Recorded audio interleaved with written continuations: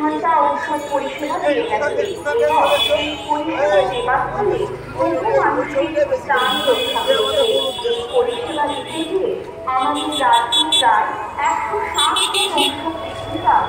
আমাদের মূল উদ্দেশ্য হচ্ছে সারা রাজ্যে যে জাল ওষুধের রমরমা চলছে, বিভিন্ন নিউজের মাধ্যমে আমরা দেখছি। এছাড়াও আমাদের বিসিডিএ লালবাগের বিসিডিএর পক্ষ থেকে যে আমাদের যে পথসভা এবং ছোট্ট একটা অনুষ্ঠানের আয়োজন করা হয়েছে, এই অনুষ্ঠানটা হচ্ছে আমাদের জনগণকে সচেতন করা, জনগণের মাঝে যাতে আমাদের এই কথাগুলো ছড়িয়ে যায়, যাতে জনগণ বুঝতে পারে যে শুধু সঠিক দোকান বেঠিক দোকান জনগণের বোঝাতেও সমস্যা, সেটা সবাই জানে।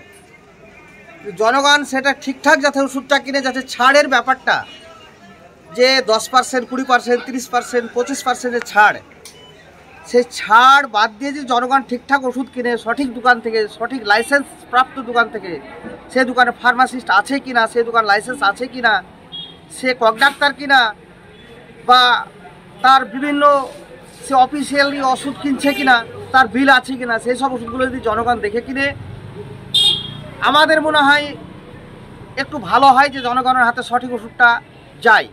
আমাদের এটা একা লড়াই নয়, সারা রাজ্যের লড়াই, সারা দেশের লড়াই। যদি আমরা একাই লড়াই করি হয়তো সাফল্য হতে পারবো না, এর সঙ্গে আমাদেরকে জনগণকেও হাত বাড়িয়ে দিতে হবে লড়াই। সবাই যদি আমাদেরকে লড়াই হাত বাড়িয়ে দেয়, তাহলে আমরা লড়াই হয়তো সাফল্য হতে পারবো। বাংলা টুডে নাও।